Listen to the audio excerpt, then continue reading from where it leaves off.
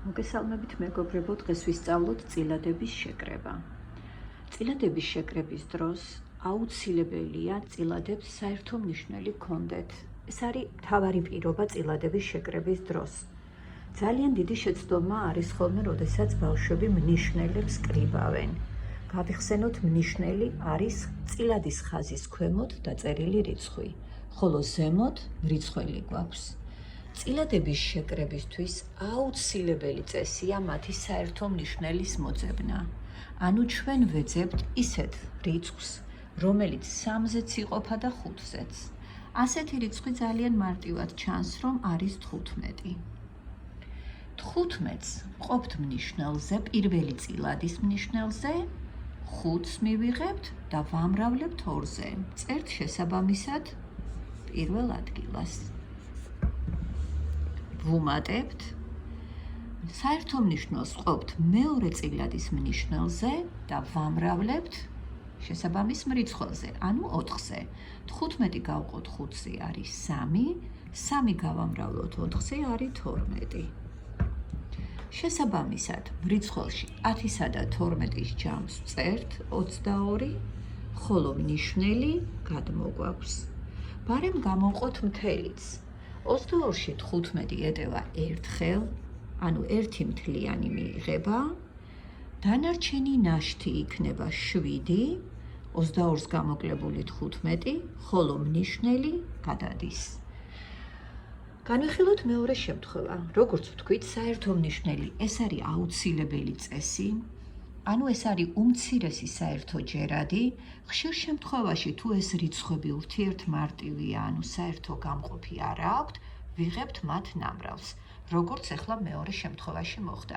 6-ის და 7-ის საერთო ჯერადი, ანუ უმცირესი ჯერადი მათი ნამრავლია, ანუ 42.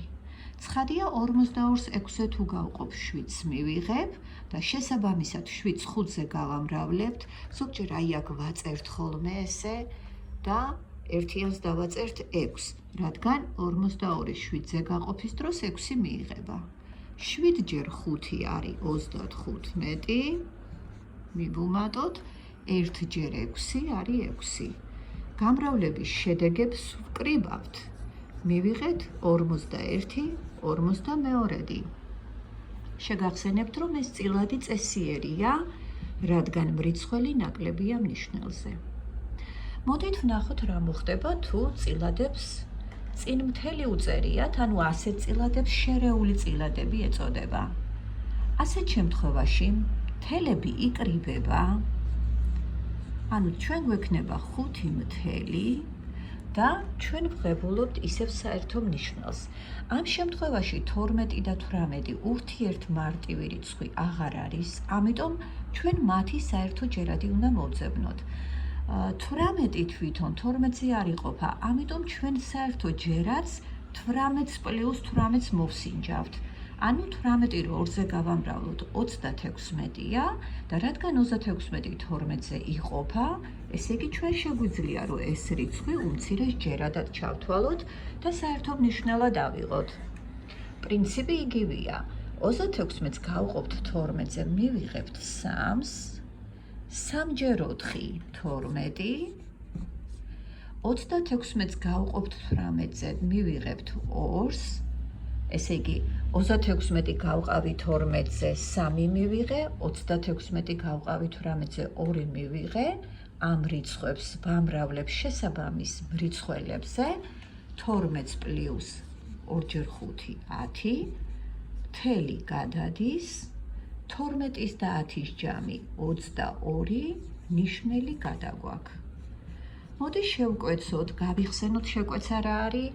მრიცხველი და მნიშვნელის ერთი და იგივე რიცხვზე გაყოფა.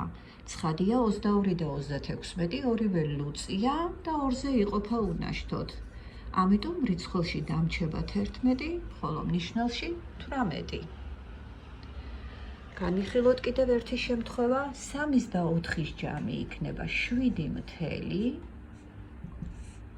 5-ის დარვის საერთო ჯერადი 40, 40-ს გავყოფთ 5-ზე, მივიღებთ 8-ს, 40-ს გავყოფთ 8-ზე, მივიღებთ 5-ს, 8-ს ვამრავლებთ 4-ზე, მივიღებთ 32-ს, 5-ს ვამრავლებთ 7-ზე, მივიღებთ 35-ს და ვკრიბავთ იგივე წესით. მთელი გადმოდის, ნიშნელი გადმოდის.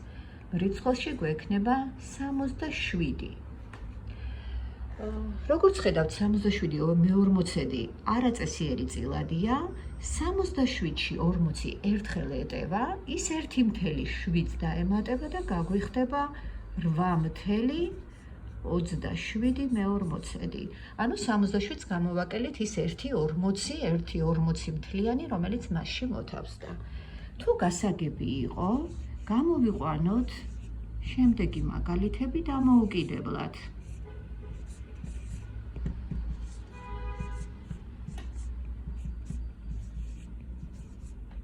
ხოლო შემდეგ განვიხილოთ უფრო რთული შემთხვევებიც. გამრავლება, გაყოფა და შერეული მაგალითები.